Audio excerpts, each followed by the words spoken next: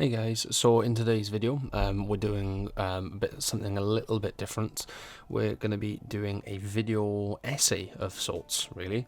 By the title, in today's video we are going to be looking at the kind of interesting rise and subsequent fall, I suppose, of Ubisoft. Now, obviously, this isn't me saying that Ubisoft are going out of business. This isn't me saying that Ubisoft are going, out or anything. But obviously, as you guys can probably tell, and maybe disagree or agree, Ubisoft have obviously, done well in the past, but recent years, very recent events and things and their games have not performed as well as they would have hoped. And this means that obviously they're not struggling per se, but things are taking a turn for not the best kind of direction. So I thought it'd be interesting to kind of do a little bit of research, do a bit more of a lengthy video than I normally come up with. So this is gonna be broken down into kind of sections. What I'll do is any information, any research that I've done, there'll be links in the description. So if you're looking for a particular piece of information that I've kind of used, there will be links down there for anywhere that I've got any kind of information that I'm referencing or anything that I'm paraphrasing or quoting. So all of that's going to be down there. And I'll also, if I remember to this time, will timestamp the video as well. So I'm going to break it up into sections, and then if you're looking for a particular section that you want to, obviously look at and listen to, I will put that down in the description as well. So this video is just literally going to be us looking at the kind of beginnings of Ubisoft, kind of looking at their kind of golden years, some of their biggest and best games and franchises, looking at some recent events, looking at how things are now, and recent events and games and how that's affected them, and then we're going to be looking at what the future kind of holds in store for them, and then obviously conclude them with a nice ending. So we'll get straight into it, obviously starting with the beginning, and then we will go from there.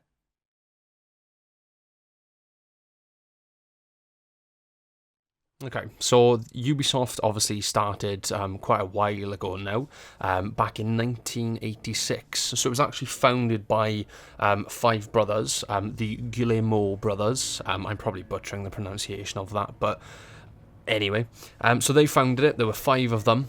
They, and I quote, saw an opportunity in the growing software development business. So they then founded Ubisoft. That was in 1986, and their entire goal was to create and distribute video games around the world. So some of their first releases were things like Zombie for the home computer, and then obviously then anyone that grew up in the 90s will be familiar with the platformer Rayman, something I played as a child as well. So that was kind of some of their early stuff, and it really was their kind of beginnings, humble beginnings really. Rayman was a game that I played a lot as a child, thoroughly enjoyed, and obviously even today some of their games are Rayman, so it's nice to see that that's kind of stuck with them. Obviously from that we had the Rabbids and everything else. So very humble beginnings. They obviously grew from a family business to a global organisation as we now know them today. And they state here, our desire to embrace new ideas and technologies has never wavered, whether that's by pioneering dynamic lighting for Tom Clancy's Splinter Cell on the PlayStation 2, getting players moving with motion controls in Just Dance, or building complex, systemic open worlds in Assassin's Creed, Watch Dogs, and The Division. Finding exciting new ways to make games is more than just a business strategy, it's part of our DNA. At its core, Ubisoft is defined by its people. So that comes directly from them. Again, there'll be a link to all of this in the description. So that's actually come from Ubisoft. That's actually a statement they made about themselves as a company, where their desire is about new ideas, new technologies. That's what they're interested in. They're interested in pioneering new ideas for video games. They're interested in finding exciting ways to make games more enjoyable, more exciting, and it's more than just a quote-unquote business strategy. They say it's part of their DNA, and at their core, Ubisoft is defined by its people. Now, already, obviously that's, that comes from them, that comes from the company, that comes from Ubisoft. Already there are going to be people typing away in the comments, and I can kind of agree, saying, well, that's clearly not the case these days. And it is a catch-22. It is kind of almost a hypocritical statement, really, where they say here that they're interested in pioneering, and they're interested in new ideas and new technologies and embracing new ideas, and then making games exciting in new ways. And if you take a look at some of their games, now this isn't the case for all of them, but if you take a look at some of their games, a lot of them just don't really change, or there's not a lot that they really pioneer. A good example is the Far Cry series. Ask a lot of people, and they will tell you that their last favourite Far Cry game was Far Cry 3. Obviously, I haven't done a research on that or anything. That is just an opinion that I have. Far Cry 4 did quite well, as we'll see later on when we look at some of their best games and some of the games that have done really well. Far Cry 5 then did decently as well, but obviously a lot of people's complaints then, especially with Far Cry 6, was that it just feels like the exact same game again, but reskinned. And when you kind of look at them side by side, a lot of them do look very, very familiar. Now, obviously that's going to be the case because it's a franchise, so you're obviously not going to change the core aspects of it because you don't want to differentiate your player base, but you're saying here that you like to pioneer things in the video game industry and come up with new ideas and technologies, and that you're interested in those. But then when you look back at your track record for the last decade, there's not a lot of pioneering going on. There's not a lot of new ideas coming into it. There's a lot of recycled ideas that look exactly the same, just they look slightly different. So again, a new one you could look at would be Star Wars Outlaws. You could argue that that's just another Ubisoft open world game that's just been reskinned and is now got Star Wars in the title. Now, I wouldn't know. I have not played Star Wars Outlaws. I don't plan to play Star Wars Outlaws either. But you could argue, if you have played it or you've seen gameplay, that it is just another copy and paste Ubisoft open world game. And Star Wars just happens to be in the title, and that's the only reason that people are giving the game a second look. But that does come from them. They have stated here that they are interested in pioneering, embracing new ideas and technologies, and that the whole point of them as a company is to find exciting new ways to make games more enjoyable. That comes from them. Whether that is what they do or not is obviously up to your discretion. I'm very, very mixed feelings on them saying that, because you look at their track record in recent years, there's not a lot of pioneering going on. There's not a lot of new ideas coming out of anything, and it just kind of feels like it's untrue, really. They also state that they welcome talent of all backgrounds from all over the world to create unforgettable games and bring to life ideas that would otherwise be impossible. Today, Ubisoft's 45 plus studios and more than 21,000 employees make up a diverse global team that help us bring joy to all types of players from all over the globe. So at this point, it does sound like your stereotypical company spiel of, we like this, we are welcoming, we have diverse team, this is how many studios we have, this is how many people work for us, we are all about bringing joy to our players. And it just sounds very, very, very cut and cardboard copy of. It doesn't feel genuine. Their humble beginnings, that part feels genuine, because obviously back then they were a family business and not the global company that we know them as now. But the bits towards the end there feel a lot less genuine. They feel a lot more corporate. It feels like someone was tasked with writing this, and they were like, you've got to paint this in a really good light, which is honestly is probably how it went down. It probably is. But it just feels not genuine. I'm all for having a welcoming environment. I'm all for having people of different backgrounds and ethnicities and things work on video games, because obviously you get loads of different input from loads of different people, and that's how you come up with good games. You get ideas from all over, and I'm absolutely fine with that. And I'm not saying that they're lying. It just feels very, disingenuous. They say they want to pioneer, they say they want to do all these cool different things, and then it just feels like they don't. It feels like this part on their website, this thing that is literally an About Us section on their site, so this comes from them directly.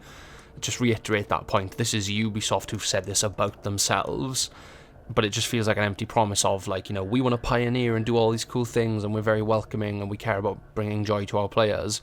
But then you 180 to how they are at the moment, and they just blame players for their failings. Games don't perform well. Oh, that's not our fault. That's your fault. And there was that quote towards the beginning of this year, the end of last year, where a Ubisoft exec literally stated, and I quote, gamers need to get comfortable not owning their games, because they were trying to push for subscription services only, which will never end well. I can't see that going well at all. And obviously there's the whole fiasco with Steam now as well, where there's obviously a disclaimer that you're not buying a game, you're just buying a license. And obviously already people are saying they're going to just resort to piracy, because if you can't own it, then it's not technically stealing. So, just feels disingenuous. The bit about the beginning with the five brothers, that feels genuine. But then after that, it just feels like the more you read this and then compare that to their current track record, I just whacked the microphone, I'm so sorry. It just feels like you look at the statement they're making, and then you look at their track record in the last 10 years, and you kind of, almost like a graph, like, oh, this is what they're saying, but this is what they're actually doing. And then you look at that, and then there's just a big divide between what they're saying they want to do and what they're actually doing. So take that as you will. That comes from Ubisoft directly. That's them on themselves. Personally, I don't buy it. It really doesn't feel that way at the moment. Some of their older games, absolutely. You look back at like the 2010s era, which we will in a little bit, and absolutely the statement would be 100% true. I'd fully, yes. You look at the last 10 years between now, the last couple of years, last 5 years or so, it doesn't feel that way at all. But we'll look into that in a sec. That's kind of their beginnings, shall we say. We're going to move into now the golden age, really, as I have called it here, of Ubisoft. So this, when I say golden age, I mean when they were kind of doing quite well. Their games were rated quite highly. They were doing really well, and there wasn't all the issues that they kind of face now. So we'll jump into that now. That'll be the next section. So we're going to look at the golden age of Ubisoft. So I've done a lot of research into this, and honestly, it seems from what I've found anyway, it seems to be that the golden age for Ubisoft at least was around the end of the 2000s into the 2010s, and then obviously it's the last kind of 4, 5, 6 years now where they've kind of started to decline and kind of not be as well renowned as they once were.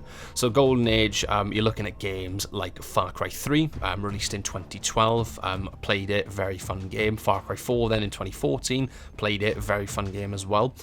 You've obviously got the Assassin's Creed franchise continuing on. 2009, we had Assassin's Creed 2, personally my favourite game in the series. Ezio is my favourite protagonist that we've ever had, and obviously they continued with his trilogy, and then obviously then we moved in further on with the franchise, and those games did relatively well. You had For Honor, that dropped in 2016. I know that For Honor is a very much you either love it or hate it kind of game, but it is, it was quite decent when it first released. Now, not so much, but what can you do with live service? And speaking of live service as well, you've obviously got Tom Clancy's Rainbow Six Siege, that released in the 2010s as well. Again, you either love or hate Siege. Most people hate it but still play it. At least that's what I find. And again, was good, not as good nowadays, some would argue, but again, it's live service. And then obviously then in the 2010s as well, you had things like Watch Dogs, The Crew, etc, etc. So it was kind of the end of the 2000s into the 2010s. They were doing really, really well, and if you really want to look at kind of pioneering, as they say that they want to do, a lot of these games show that. Tom Clancy's Rainbow Six Siege went through extensive development, and obviously it was a tactical based shooter. No, I would disagree. Far Cry 3 obviously is a really, really notable one. A lot of people love Far Cry 3. Some people don't understand why. Some people think it's just a nostalgia thing, but it is a really fun game. It's a really fun world, and Far Cry 4 was the same as well. It was a really fun, fun world, fun story, and it was really, really enjoyable. Obviously, the Assassin's Creed franchise has been going for a while now. Some games obviously perform better than others, but overall they've always done pretty well, if not very well. Again, we ended 2009 with Assassin's Creed 2, obviously then going in, you still had Brotherhood and Revelations to wrap up Ezio's trilogy in the 2010s, and just an incredible trilogy throughout, hence why we now have the Ezio collection. Really good trilogy. Obviously then we had things like Assassin's Creed 3, which was okay, in my opinion. You've got Assassin's Creed 4, which a lot of people love. If you really want to talk about pioneering, you've got Assassin's Creed Unity. Now, obviously, that game did release quite broken and buggy, but honestly, some of the things Ubisoft did in that game in terms of Assassin's Creed and that game in particular, it was one of the best, if not the best, parkour system we ever had in a game. The stealth was really good. The map was absolutely gorgeous, and the parkour, again, was the best that we ever had, and then they just never revisited it. The combat was a nice change in pace. You actually had to try. It wasn't just counter kill. You actually had to fight properly. It wasn't just fights were over in an instant. And the story of that game was a nice change of pace as well. So, really, really good game. Obviously not when it released, because obviously it was quite broken. But now if you play it in hindsight, honestly, it's a really, really good Assassin's Creed game. So yeah, the 2010s definitely seem to be like the golden age. And if we really want to take a look at some numbers, I've had a look at some of the sales numbers for their kind of franchises and things like that. So just to name a few, at the head on this list at least, again, links for this will be in the description if you want to have a look yourself, but on the list here for sales, this is just per franchise, this is not per individual game. So Assassin's Creed is at the top with 140 million. Then you've got things like Just Dance, that's at 80 million. Then for the Far Cry franchise is at 60 million. Tom Clancy's Splinter Cell, 31 million. Tom Clancy's Rainbow Six, 20 million. Rayman's sitting at 30 million. Tom Clancy's Ghost Recon is at 25 million. You've got stuff like The Crew, 21 million. Prince of Persia, 21 million as well. The Rabbids then, so Rayman Raving Rabbids, 20 million. Watch Dogs as a franchise has sold 20 million copies as well. Brothers in Arms, 6 million. Then you've got Anno, which is their kind of board game thing. I've never played it personally. That's at 5 million. So, you can see what their best franchises are. Assassin's Creed is obviously at the head, so that's obviously their flagship. And then you've got Far Cry not far behind. You've got some Tom Clancy stuff not far behind that. Rayman's in the top 5, which is nice to see that their Humble Beginnings game is on that list. The Crew is down there a little bit. Watch Dogs is towards the bottom a little bit more, but obviously that's a bit of a newer one. So really good numbers. Assassin's Creed doesn't surprise me that that's at the top, to be honest. I feel like that's one of their longest going franchises, and it's still going now. But those are some of the numbers. Again, the link for this information will be in the description, so again, if you want to go and have a look at the list yourself and read through it in your own time, then obviously the link's going to be down there, and I'll get them set up as well, so you can just click on them and obviously just have a look. But that's some of their numbers, and obviously that's obviously detailing what their biggest and best franchises have been over the years. But it definitely seems like the 2010s, or the end of the 2000s into the 2010s, were definitely Ubisoft's kind of golden years, where they were doing really, really well. Their releases were being received more often than not quite well. Obviously, again, referencing things like Assassin's Creed Unity, good game, but in hindsight, the release was not great because it was quite buggy. So obviously that's favoured a little less, but obviously now, like, you look back on it now and it is a really good game. But then obviously you've got other big contenders like Far Cry 3, Far Cry 4, Ezio's trilogy, of course, as well, which was really, really good. So definitely seems like their kind of grace period, their golden age, where they were doing really, really well. And now obviously golden age usually refers to the best time ever for something, so this isn't me saying that Ubisoft won't have another golden era. It's looking unlikely at the moment, so with what we know so far and how they've been in the last couple of years, that definitely seems like the period where they were doing their absolute best. And obviously now in recent times, not so much. So we are going to look at that now. We're going to kind of look at some of their more recent releases and games, have a look at some of that information, and we're going to see what exactly they've done wrong, I suppose. So let's get into that now. So obviously recent games, some obvious ones, but we'll go through them anyway. You've got Skull and Bones, you've got Star Wars Outlaws, both this year, so 2024, these releases, and then going back a little bit, Assassin's Creed Valhalla 2022, and then Assassin's Creed Mirage 2023. Another one that flies under a lot of people's radars these days is Rainbow Six Extraction back in 2022, Far Cry 6 again 2022. So these are some of the most recent releases to come out of Ubisoft's their games really. Some of these are obviously from long-standing franchises. You've got Valhalla and Mirage, Assassin's Creed, obviously a long-standing franchise, Far Cry 6, long-standing franchise, Skull and Bones, Star Wars Outlaws, obviously new kids to the table, not part of any kind of long-standing existing franchise, kind of just brand new IPs. Rainbow Six Extraction, obviously part of the Tom Clancy's era. Some of these games I have played. I've played Valhalla and I've played Extraction. Haven't played Outlaws, as I've already said. I have no intention to. Skull and Bones, I also have no intention to, and Far Cry 6, same goes for that as well. Mirage is on my list. I'm just getting to it slowly but surely. You know, Extraction was alright. I'm pretty sure I've done a video on that on the channel, which I'll pop in now up on the top in the corner. So if you want to go look at that video after this, then feel free to. As you'll see the thumbnail, I kind of call it meh. It was kind of okay, and then they gave up on it anyway and stopped supporting it full stop.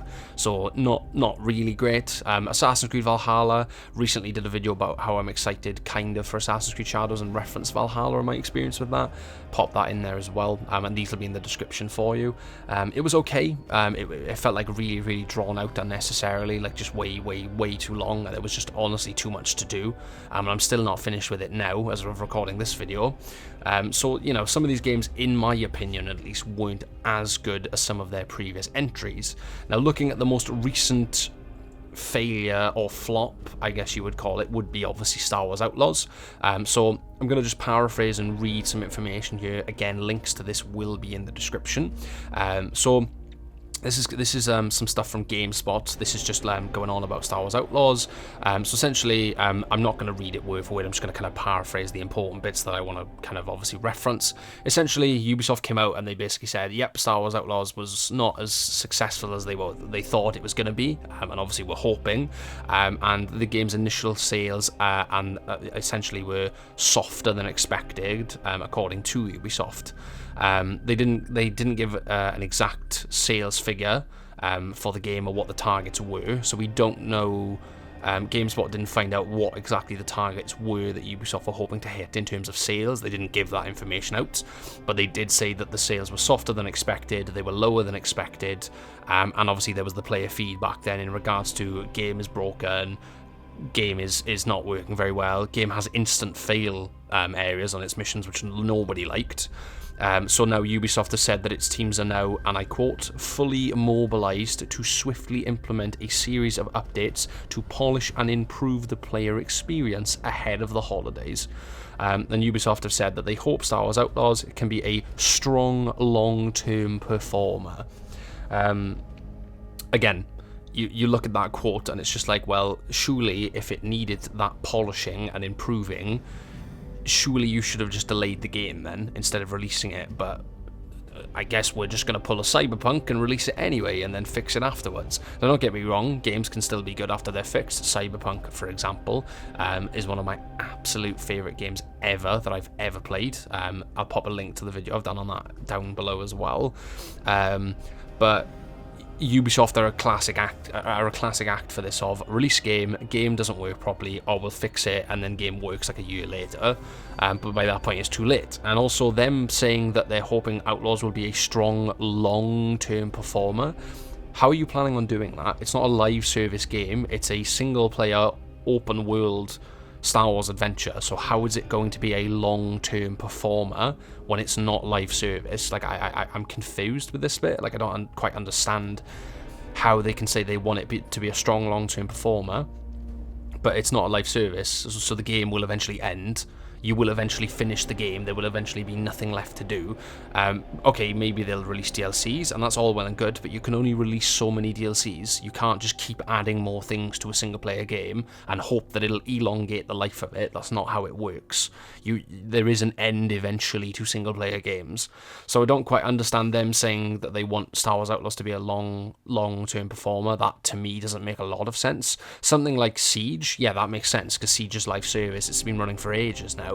That makes sense. Saying it about something like Rainbow Six Siege makes more sense, but saying it about a single player open world Star Wars adventure game and that you want that to perform long term doesn't make sense to me. I don't understand what they mean, because I just don't see how it can do that. So they've also said that the poor performance of Star Wars Outlaws has obviously affected their stock price, and it's sunk to a 10-year low, and they've addressed that some of the Star Wars Outlaws issues. So for example, as I mentioned, there's the instant fail missions that no one likes, so they are addressing that. Whether they'll change it or just improve it, God knows. But they have already addressed that, yeah, we get it, no one likes them, we're going to see what we can do about it. Also, the big news recently was obviously that they delayed Assassin's Creed Shadows to February of 2025, and they ditched plans for Shadows to have a season pass model and confirmed that Shadows will be available on Steam at launch as well. So yeah, that was the big news that I covered recently in another video, where they delayed Assassin's Creed Shadows till 2025 next year. Personally, and I said this in the video as well, so I won't go over this again too much. If you want to watch it, then I'll pop it in the description. But long story short, I said there were a couple of options, a couple of reasons they would have done this. First off, could be that Star Wars Outlaws is broken, they don't want the same thing to happen again. Could be that the game is genuinely not ready and they're panicking, so they need more time because it's actually not finished. Could be that they're being genuine and the game is finished, but they want to polish it, which I highly doubt. Or it could be that they want people to forget about the flop that Star Wars Outlaws was, so they're going to put space between that and their next release being one of their own IPs, so hopefully by the time February rolls around, people will kind of forgotten about Star Wars and will kind of be more inclined to buy their new game, basically. I don't know if that's true. Obviously, there's no way for me to kind of guarantee that that's the reason that they're doing it. I obviously don't know, but it could be that they're trying to put time between like a bad release and what they hope is going to be a good one, especially because Assassin's Creed is obviously their franchise, not someone else's. So, you know, Star Wars Outlaws had issues at launch, so Ubisoft have obviously had to make drastic tweaks.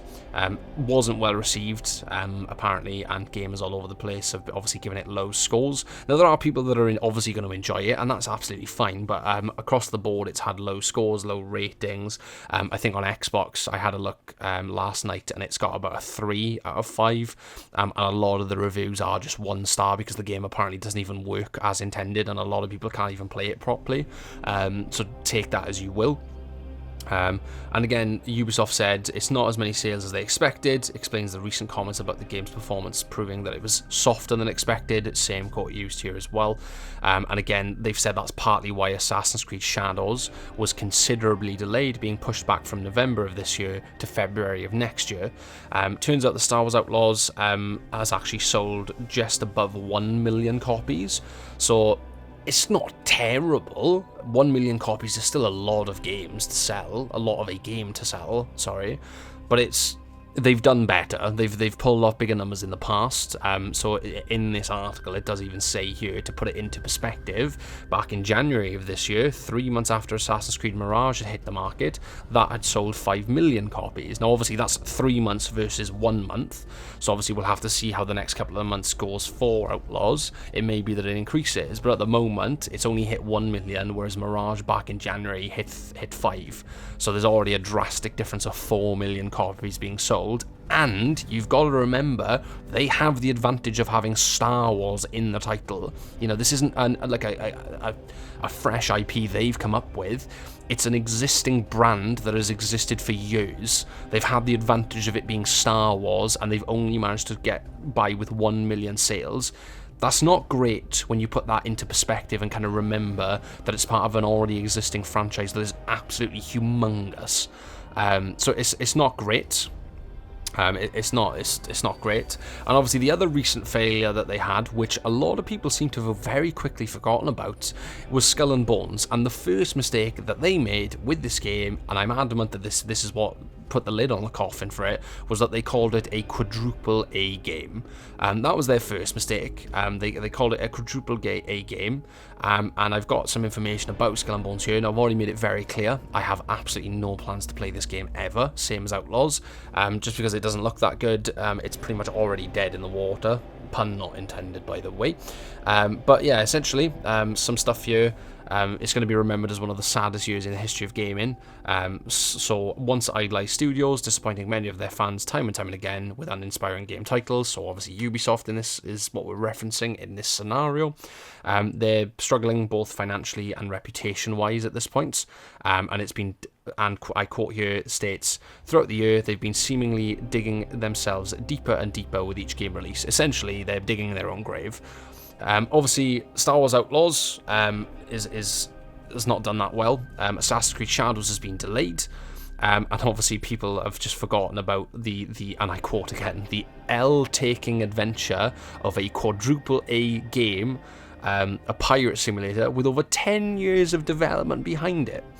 So Skull and Bones took obviously 10 years to develop, and according to this article here, Ubisoft actually invested roughly around about 50 to 400 million to make Skull and Bones. Now, this again, I don't know, obviously, what the reliability of that is. Again, this article is going to be linked in the description, so if you want to go and read this for yourself and know that I'm not just spouting off complete nonsense, then it's going to be in there.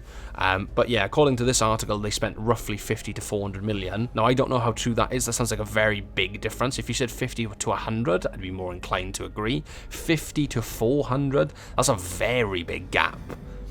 It is a bit, like, was it 50 or was it 400 million? Because that's a 350 million in between is a very big gap to leave for a rough estimate. Either way, they spent a lot of money making it. They took 10 years to make it. They called it a quadruple A game, and it came out, and I'm pretty sure on Xbox it's got like not even 3 stars. And it came off, and obviously it's doing terribly. So, you know, there's another bit here then where the article does then change here, and it states they spent an astonishing 650 to 850 million on Skull and Bones. So again, I don't know how reliable these figures are. This is from the same article, so again, take that as you will. It could be that there was a typo and it's meant to say 650 above, but then why would it say 400? I don't know. I'm just looking at the information that we've got to hand, basically. Obviously, Ubisoft aren't going to come out and actually tell you how much they've spent on it, because why would they do that? It's embarrassing, if it is that high anyway. But either way, no one can argue that it did take 10 years to develop. That is concrete. So even it taking 10 years to develop and it not performing very well is still awful. And obviously spending that amount of time on a game and then being so big-headed to call it a quadruple A game, which effectively is their way of saying we are going to redefine what it means to make a good game, like a first title game, basically. And then it comes out and it's really, really bad, and it's not doing very well. I'll quote here as well. In retrospect, it seems that Ubisoft's current situation could have been easily predicted as early as March 2024, when it was revealed that only around 850,000 people played Skull and Bones during its first week, many of whom were only trying the free trial, and the game then experienced a sharp price decline shortly afterwards. The most disheartening part wasn't just that the developers' quadruple A game was mediocre, which it certainly was, currently sitting at 3.3 out of 10 on Metacritic, but rather that it failed to generate any lasting interest and quickly faded into obscurity shortly after release, with Ubisoft barely mentioning it in financial reports or official statements. So even Ubisoft, the people who came out like, we've made a quadruple A game, then turned around and were like, don't mention it in the financial report, or like, we have to because it's a financial report, but like, put it in there, but very, very, very, very small, and we'll just forget about it. So even they have kind of just tried to forget that it happened, and the game just didn't garner any interest. No one, 850,000 people tried it, but of those 850,000 people, how many were only trying the free trial? You know, you've got to ask that question of, okay, we nearly hit 1 million, but of that 1 million, was it 10,000 that were trying the trial, or was it 500,000 and it was half of the percentage, 50% of them were only playing the free trial and then never bought the game? And then obviously they're not, I'm pretty sure, if my memory's correct, not even a month after Skull and Bones released, it was on sale already. It performed that badly that it was put on sale almost immediately. So, you know, it's not good. Obviously, for Skull and Bones, there's not an exact sales figure, unfortunately, at least not for this, for what I've researched anyway. Ubisoft have remained tight-lipped. Honestly, probably, again, down to the fact that they're embarrassed and they don't want people to know what the sale number is. But at the moment, it is averaging around about 350 to 400 concurrent daily players on Steam. And even though the game is available on Xbox and PlayStation, those 400 players serve as a telling figure, representing one word and one world only, and that is disaster. So yeah, 400 players daily on a game that is obviously live service and quadruple A is very bad. Now, obviously, that's only on Steam. We don't know how many are on Xbox or PlayStation, but 400 is very low. That's very bad for a game that released at the start of 2024 that is live service and calls itself quadruple A. And for the numbers to be that low, for the concurrent player count to be that low, is very bad. Very, very bad. That's not good. So obviously Star Wars Outlaws, you can look at that. They want that to be a long-term performer. Again, don't understand how they're going to do that, but okay. And then you look at Skull and Bones, and it's barely even treading water at this point. That's insanely low. And then obviously again, Assassin's Creed Shadows has been postponed to 2025. So obviously that leads people to think then that Ubisoft may or may not be acquired by a larger developer. I know there's talks of this because their stock value fell. And obviously they are independent. They're an independent publisher. They do their own games and everything from the ground up, whatever. But it's like the more they make these mistakes and the more they come out with these half-baked bad releases, the more and more likely it is they are going to be bought by someone and they're going to have to answer to someone else and they're not going to be able to be independent or more. And that could be a good or bad thing. It'll be sad for them because obviously they want to retain their independence. But on the flip side, it could be good because they might get someone who'll give them a kick up the arse and actually get them to do what they're supposed to be doing. But only time's going to tell. Looking at the numbers from this, Skull and Bones did terribly and is doing terribly.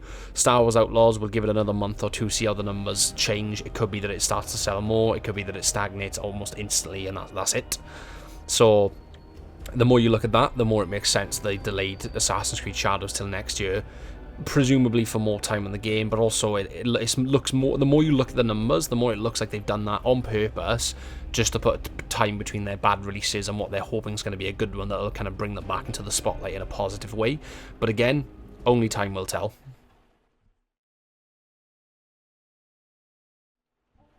So, looking to the future of Ubisoft, to actually maybe have a look at what it is they want to do, I've got some information in an article here where basically we had Ubisoft Forward in June, and the CEO, Yves Guillemot, was actually interviewed.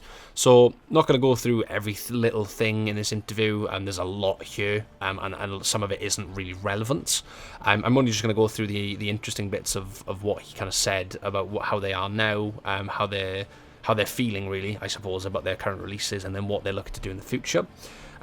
So they essentially, the CEO discussed the future of Ubisoft's video games portfolio. They gave the interviewers a hint of what's to come from the new Assassin's Creed game and the series in general, and he mused on the evolution of long-standing game genres and the industry itself. So one of the things they asked him was obviously what video game genres is Ubisoft focusing on at the moment. Of course, he opens up and he says action, adventure, open world genre is something they're continuing to concentrate on. No surprise there. A lot of Ubisoft's games are action, adventure, open world. Watch Dogs, Assassin's Creed, Star Wars Outlaws, Far Cry. A lot of their franchises are this already, so it's kind of no surprise that they're kind of sticking to what they know. He then goes on to say, as you can see with Star Wars Outlaws and Assassin's Creed Shadows, our game engines, Snowdrop and Anvil, have been adapted to that genre, and we believe we can create some of the best experiences out there. So, he's saying how we've got these two engines that are tuned for open world action adventure games. Well, that's fine. You've got your own engines. That's pretty cool, I guess. You're just kind of similar to 343 when they came out with the Slipspace engine, albeit they're not going to be using it anymore now that they're swapping to Unreal Engine 5, but hey ho. So, quite nice that they've got their own engines. That's all well and good. But him saying we can create some of the best experiences out there. Yeah, well, why aren't you doing that then, Guillemot? Why are you just releasing shit game after trash game and they're half-baked? You're saying that you can release some of the best experiences out there, so why don't you do that then? Stop saying you can do it and start doing it. He also then goes on to talk about games as a service, also known as GAAS or GAS, I guess you could call it. It goes on about Rainbow Six Siege and that listening to your community and learning from their feedback is the way to grow a games as a service game. AKA saying you need to listen to community to keep a live service game alive. I disagree with that. Not the part about listening to community, because you absolutely should do that, but from what I've been reading about Rainbow Six at the moment, again, I'm not going to go into it because I just do not have time to waste thinking about that game anymore. But from what I've been reading, the game is an absolute hellhole, and it has been for a couple of years now. The balancing is all over the place. No one really knows what's going on. Every operator that comes out is wackier than the last. It doesn't even feel like a tactical shooter anymore. It just feels stupid. So him saying that listening to your community and learning from their feedback is the way to grow a live service game, he's right, but it just doesn't feel like they do that ever, really. This is what I mean. It's the classic, we'll say the one thing, but then we'll do the opposite. So he's saying all the right things, they're just not doing any of it. He also then goes on to say, of course, you absolutely need to have your own vision, but a game is co-construction with its players. If you listen to your community, you can create an evolving, best-in-class experience for them. Yeah, but you don't. You're not doing that. This is what I mean. You're saying you can do that, and you're saying you should do that, and you're telling people, oh, the way to do this is to listen to your players, but then you proceed to ignore them. I just don't understand. Like, I know he's a CEO. Obviously, he's going to smoke and mirror it because he needs to save face, especially because Ubisoft is at the moment at an all-time low. But it just feels so disingenuous to say that and then just not do it. So don't say it. Like, he's saying, like, you need to listen to your players, and that's very, very important, as if he's trying to guide the interviewer on how to do their own gaming stuff. But then he doesn't listen. It's a case of monkey say, monkey do, except he's not doing. He's just telling you and not doing it himself. And then he goes on then to say, there's a lot here. So he goes on to say about technology evolving at a fast pace, limitless possibilities for evolution. In Assassin's Creed Shadows, for example, we have a weather system that will affect its gameplay. Ponds that were once swimmable might freeze, for instance. Visually, we're also seeing a big step forward for the series. I've also been very vocal about the potential I see in generative AI and how it can enrich NPCs to be more intelligent, more interactive. This could potentially extend to animals in the world and the world itself. There is still so much we can do to enrich these open worlds to be even more dynamic. So expresses an interest in obviously the weather system they've come up with. I will admit it is quite cool. The only other game I can realistically think of that had a quite cool weather system was Forza Horizon 4. Obviously the seasons were a major part of that game and how it affected the map of Scotland, and it completely changed how you raced. Quite cool that there could be, like, you know, rivers and ponds that you could swim in and stealth in, and then they freeze over. There's less cover in winter from what I've read, where obviously things die in winter. So that's very interesting, and obviously the game is going to be the best looking one they've come up with thus far. Interesting that he expresses an interest in generative AI. That could be a good or bad thing, depending on which way you look at it. Obviously, some people hate AI because they reckon it steals from artists, and obviously it doesn't actually come up with its own ideas. It just does a search and then kind of tries to come up with whatever it can as best, but it's never actually creating anything new. I can see what he's saying about enriching NPCs to make them more intelligent, and I kind of understand that, and it could be used in an interesting way. But I'm hoping he doesn't mean that they're going to start replacing people to use AI to obviously make the games, because then I personally disagree with that. Use it to enrich them by all means, but don't use them to replace the people that make the video games. Even though Ubisoft are at an all-time low, that doesn't mean that people should have to start losing their jobs and being replaced by a machine. I fundamentally disagree with that, because video games is an art form, and replacing that with a computer is never ever gonna capture what a person can come up with.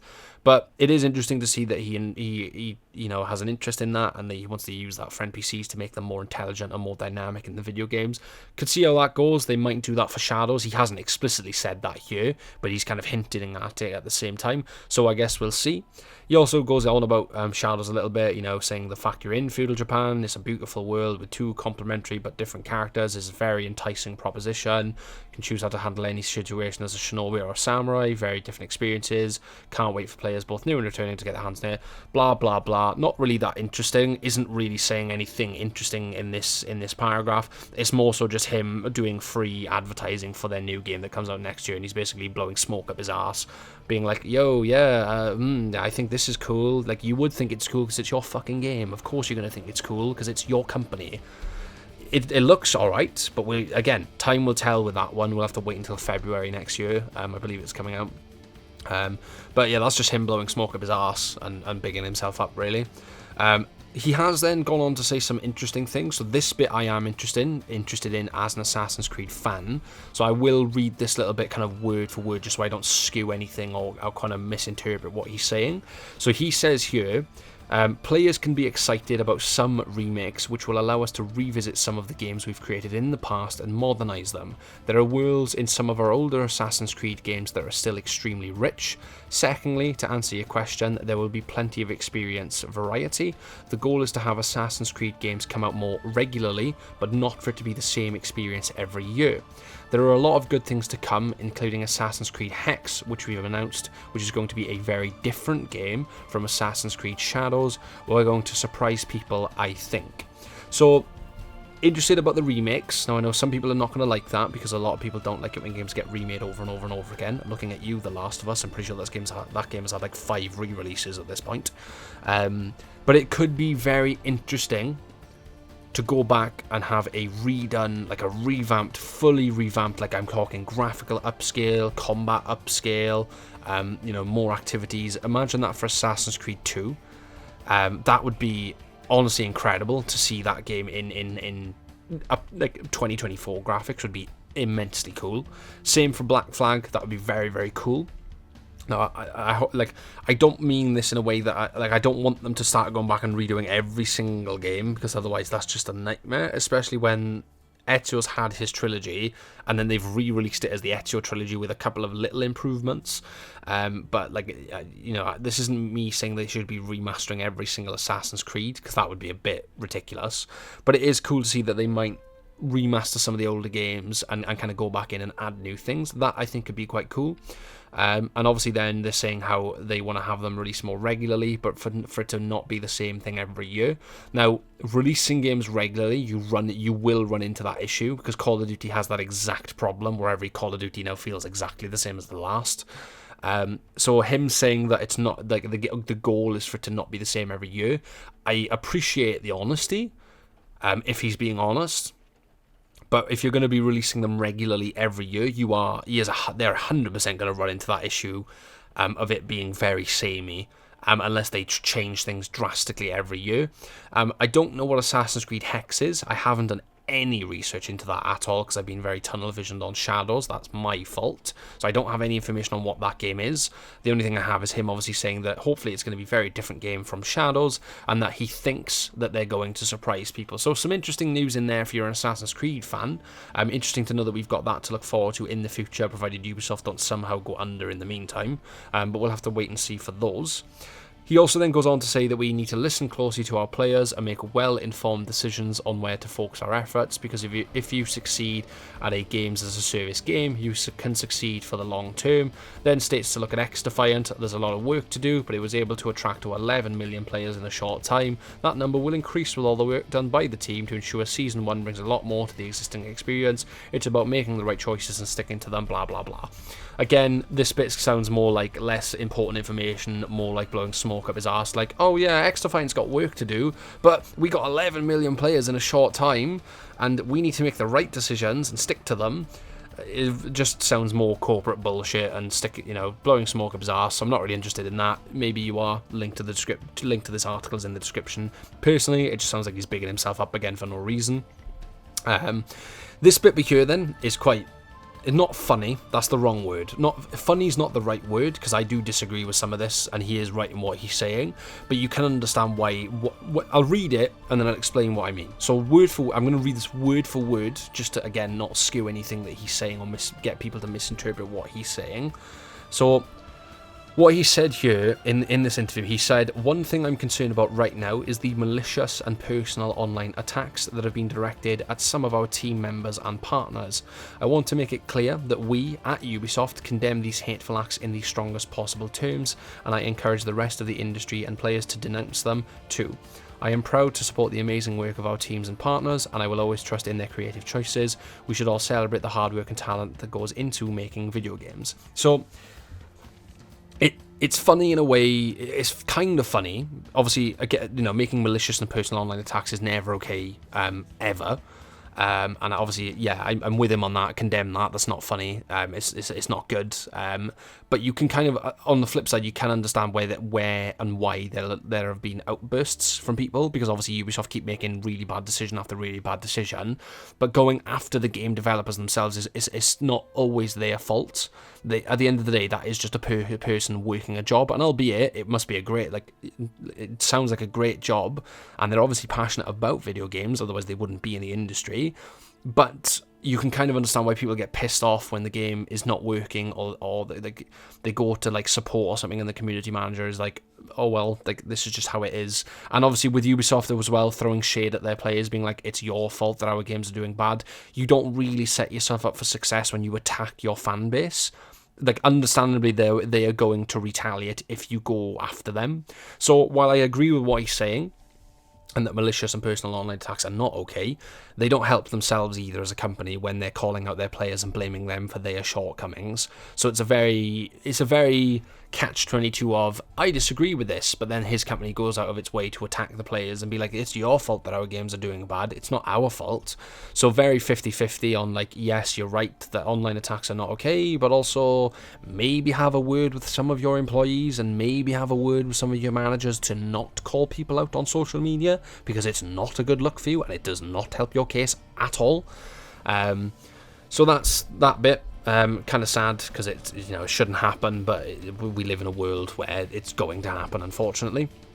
And then he also states here, and the last bit that I've got here, because the rest of it's not really that interesting, in my opinion, just states here, what excites him and what's always excited him is new technology and the potential it can bring for his developers, and of course for us as players. He'd like if hardware evolved faster, and the fact that games have for a while now been compatible with both current and previous gens of consoles is a fantastic thing for their back catalogue and again, us as players. But at the same time, it's held the industry back a bit when it comes to developing truly new experiences. And he says, if as game makers we can adopt and master technological advancements like generative AI and the cloud more quickly, we'll be much better positioned to create new standout experiences for players. Essentially saying that having the backlog and having stuff run on old gen is good for them, but also bad because it hinders the industry and slows things down. He wants technology to evolve faster than it is already. And he's also saying that if we can get a grip on generative AI and the cloud faster, then they'll be in a better position to obviously craft more newer standout experiences for their players.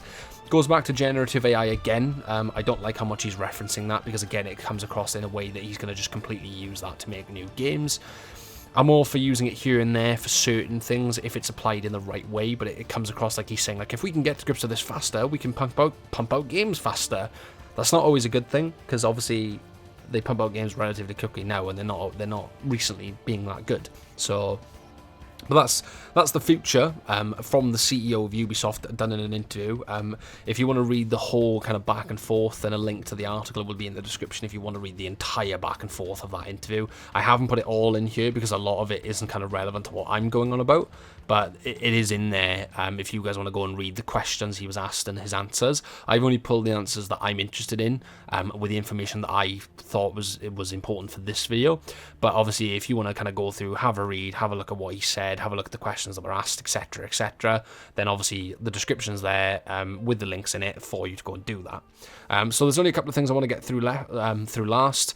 Just some of their new games. Your guys' thoughts on Ubisoft. I'm pretty sure I've only got one opinion because no one else answered on my story, but I'll throw it in there anyway, and then we can conclude on what I think is going to happen with them. So moving forward. So this is going to be me kind of wrapping it up. Rather than having like another 3 segments to the video, I'm just going to kind of capture this all in one go. Otherwise, we're going to have like 3 more sections, and it's going to be kind of pointless because they're going to be really, really short. So new games that they've got coming up: Assassin's Creed Shadows, something called Anno 117 Pax Romana, and Monopoly is apparently new as well, even though it isn't because it's been out for ages, so I'm confused on that. Nothing else new coming at the moment. That's the only stuff they've got listed on their site. Link to it will be in the description if you want to go check that for yourself. But those are the only things they've got listed as new or coming soon. So there's nothing else that they've stated at the moment is coming soon on their sites. I asked you guys on my Instagram what you guys thought of Ubisoft as a company, and I put that on my story a couple of hours before recording this video. Realistically, probably should have put it out the day before, so I got more opinions. So I only have one. Opinion of Ubisoft is literally, I'll read it word for word. Person stated that they're a pretty shit company. They make mid games at best, then blame the players like it's their fault. So obviously, I've kind of covered that in the video. You are kind of right. They are at the moment not doing very well. Their games have been kind of hit or miss for the last couple of years, and then obviously then there was the thing where they blamed some of their players like it was the players' fault for them doing badly. So yeah, that's everything. That is the start, the rise, the golden age, and then the subsequent fall of Ubisoft as a game developer and publisher. Do I think that they can pull it back? Probably. You can pull anything back from the brink if you make the correct decisions and the right moves. But Ubisoft seem very, very big on saying about the right moves and the correct decisions, and they're not actually following through on those right moves or decisions. You know, Outlaws didn't do very well at the moment. Skull and Bones did very poorly. Assassin's Creed Shadows has been delayed till next year, and we don't really have any other news on any guaranteed new games we're getting at this moment in time. Obviously, there's the rumours in this, you know, about the new Assassin's Creeds, and obviously the remasters, but other than that, there's no kind of confirmed, we're also getting this next year. There is only Assassin's Creed Shadows, and that's the only other contender they have now at the moment.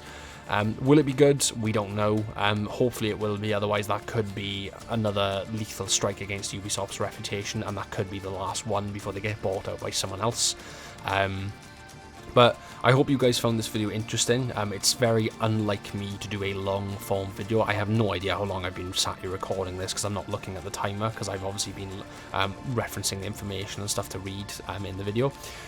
Like I said, every single thing that I've read, I've got the links saved, so I will put the links in for the articles and any information in the description. So if anybody wants to check my sources or anything, by all means, it'll be down there. If you want to read some of these articles yourself and actually have a look at some of the stuff I left out just because I thought it wasn't relevant or I just didn't want to cover it, then again, you know, it'll all be down there. Links to some of the videos I mentioned as well. I believe I mentioned Cyberpunk, that'll be in the description if people want to go check that, as well as my Assassin's Creed Shadows videos. That'll be down there as well if anyone's interested in having a nose at them now that they've watched this. And obviously I've popped up like little information cards and stuff about stuff I've mentioned as we're going. But it's not like me to do a long form video. I may start doing these intermittently more often. It's not something I'm going to be able to do regularly because this takes a lot of time. This is by far the most time I've spent on a video. Obviously I had to get the research, I had to get the information, get the links, record it. The next thing I've got to do now is get a bunch of footage to put in the video itself, and then obviously I've got to sit down and edit it as well, get a thumbnail sorted, etc. So I would like to start doing these more if there's an actual topic or something to talk about where there's a lot of information and I can actually go on about it and actually speak about it in depth. So if you did enjoy the video, then please leave a like and let me know in the comments so I know that this is something people want to see more of going forward. Because if it isn't, then I won't bother, because it is a lot of time to spend on a video. I don't even know if this is going to get up this week. I might have to record something else to get it out faster, and then I can delay this till the week after recording it. I'm hoping to get it up, but I can't guarantee it, so I might have to record something else in the meantime. So if people do genuinely enjoy this kind of long form content to kind of break things up every so often, then please let me know in the comments so I know that it's something that people want to keep seeing. If people don't, then I'm just not going to bother, because obviously no one's going to be interested in watching a long form video. There's no point doing it and spending that amount of time if no one's interested. But yeah, I figured I'd talk about Ubisoft because I've been covering a lot about them lately, with Assassin's Creed Shadows being, you know, delayed and things, and there being a lot of information about them, and obviously they just haven't been doing very well in the last couple of years. So I thought it'd be interesting to do a deep dive on how they started, how they did when they were doing well, what's gone wrong in the recent years, and what the future's looking like for them. But that'll do it for me, guys. I think I've sat here talking long enough and my throat is starting to actually hurt because I've never recorded a video this long before. I hope again that people who have watched this video did enjoy. Let me know in the comments what you thought of the video if you want to see more like this, and obviously let me know what you thought of anything that I've said in the video. I'm all for debates and conversations. Just keep it civil. I'm not, you know, there's no need to argue. If you disagree with things, then obviously I'm more than happy to talk about it with you. Just keep it civil. That's all I ask. And other than that, I hope you guys have a good day, evening or night. Leave a like, subscribe if you enjoy this sort of thing, and I'll see you all next week in the next video. Take care in the meantime, guys, and yeah, much love.